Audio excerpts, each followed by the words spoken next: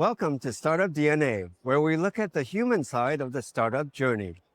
I'm sitting here with Dr. Charbel Rizk, founder and CTO of Oculi. Am I pronouncing that correctly? Correct, yes. Now you spell that O-C-U-L-I, Correct. Oculi. Oculi. Okay, that's a A Latin word, Latin word. and it means eyes. Tell us a little bit about Oculi that's got to do with Eyes. Eyes. Vision. Eyes. Okay. There's a lot of noise out there about AI, right? Yeah. But the world around us today is still visually blind. Like you can talk to your phone, but your phone can't visually do anything on its own. You can only record a video or pictures, right? And to do any level of intelligence in a visual sense, right? And today is very limited.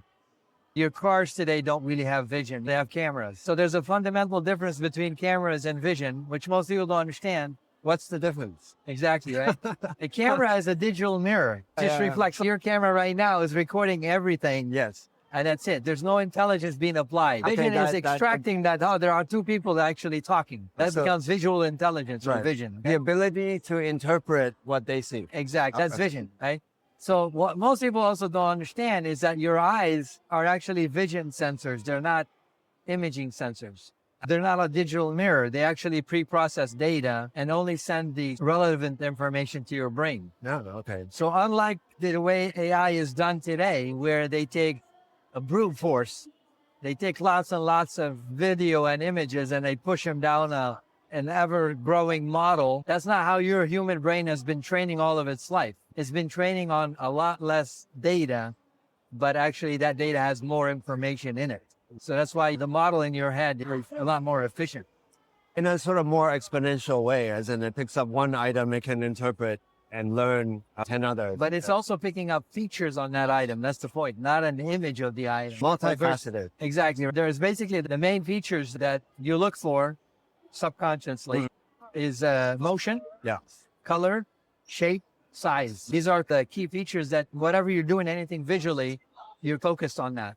So, Oculi. So Oculi is building where a does chip. Oculi come in? Exactly. It was building a chip that operates more like the eye. It's a smart programmable vision sensor. So instead of just outputting video and data, it outputs the relevant information. And that relevance is programmable by the user. So you may be interested in keeping track of your kids in the yard.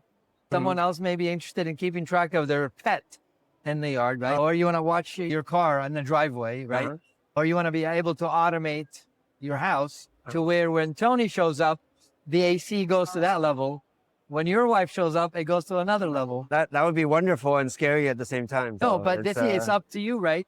It's yeah. up to the user. Yeah. That the level of intelligence that you want to implement is programmable. So you can make it generic or protect privacy by saying only when people are present. It doesn't matter whether it's Tony or not. Turn the lights on and off or turn the AC up or down, right? If they're doing yoga or they're exercising, then obviously adjust the temperature. So that level of intelligence doesn't require to identify the person.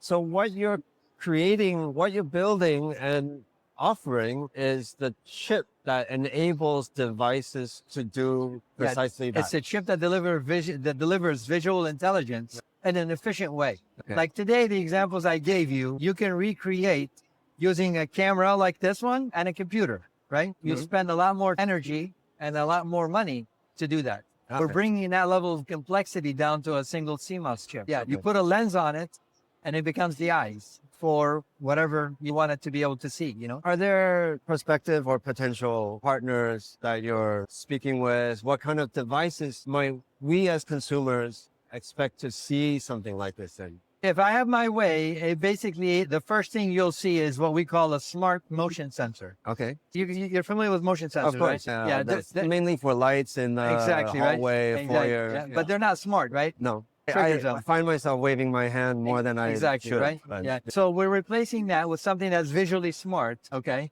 But still protects all your privacy because it doesn't generate an image. It doesn't send anything. It has basically all the smarts on board and it will basically be able to distinguish between a person and a pet and every other object. So that's basically our first product, bringing that level of intelligence to the environments around us. I'd like to come back to this in terms of application and usage a little bit later if you have time. Yeah. But what is it about Oculi's business and the concept? What was it that intrigued you so much that you decided this is what I want to do? with companies? No, that's a good question because I sometimes wonder, why on earth did I do this, right? It's not the easiest thing to do in the world. No, it's not. So I spent most of my career in the world of AI, autonomy, and mobility. So early on, I actually developed the first four-rotor drone in the world. So I was the one that developed the first one early on in the early 90s, actually, like years before it became a hot topic. This was at the university. I was doing my PhD research. But that drone was also fully autonomous. And what I realized at that point is that the cameras are small, but the amount of data they generate is a lot, and the processing and the batteries that come after become big. So anything that flies becomes a problem, right? Yeah. And so that was the first kind of a hardcore project I did where I realized that fundamental limitation with imaging technology, which is what powers cameras. And then fast forward a few years later, I wrote a white paper that says, look, in order for autonomy to take off, you need vision, because it's the most important sense we have as a human. And in order for that to happen, you have to move away from imaging to actually vision sensing. So I wrote that white paper and I've been preaching it ever since. When the world just wasn't paying attention, I said, okay, well, maybe I should start a company to make it happen. And that's basically how things happen. Take matter into your own hands. That's it. When all else fails, or if no one else is doing it. Yeah. If no one else is doing it, you really believe it. Yeah, and, exactly. I am actually a consumer of the technology. I developed it because I needed it. Because like I said, I spent my career developing smart systems and they were basically limited because vision is just a bottleneck. I personally can't wait for our own product to become available so I can go off and do things that I've been wanting to do for years. You'll have to wait, but around, is there any projection in terms of how long that might be? Right now, right now we're aiming to have samples right around Christmas time. So it's an exciting time for us right now. Yeah, so we've been after this for a bit now. What brings you here to InnoVEX in Taipei, in Taiwan? Obviously, the IC Taiwan Grand Challenge. What is that as an opportunity for you? It's no secret that Taiwan is the world's center for semiconductor, right? We are a deep tech AI company that is centered around semiconductor. And then beyond the chip itself, you got the ecosystem here that's pretty strong on the electronics. And because the chip by itself is not going to be the final product. The chip is going to show up in a module that eventually shows up on another product, right? Sure. And so there are obviously a lot of important companies here, and I'll do a shout out to Garage Plus. Garage Plus is an incubator here that they really opened my eyes to Taiwan and then connected us with a decent number of companies. And we've been coming back since this happened about a year and a half ago. And now we have multiple serious conversations going, and hopefully the end of this week we will have even more. I certainly sense that sort of momentum here in Taiwan. And it's certainly great to hear from founders like yourselves based overseas, being here and in search of potential partners. In terms of usage application, Taiwan also is a center for manufacturing, hardware manufacturing. So in terms of devices, are you looking at potential partners to help you launch this later this year? Exactly. We're basically looking for, if you look at the supply chain, starting from the chip all the way to the final product and actually the use case that goes with it. We're looking for partners across the board. All across the board. Because this is a fundamental change in technology. We're not making a minor change. Sure. So this is bigger than Oculi, and it will be bigger than Taiwan, actually. Sure. And so when you move from imaging to vision, and you have the ability to have eyes on just about everything, right?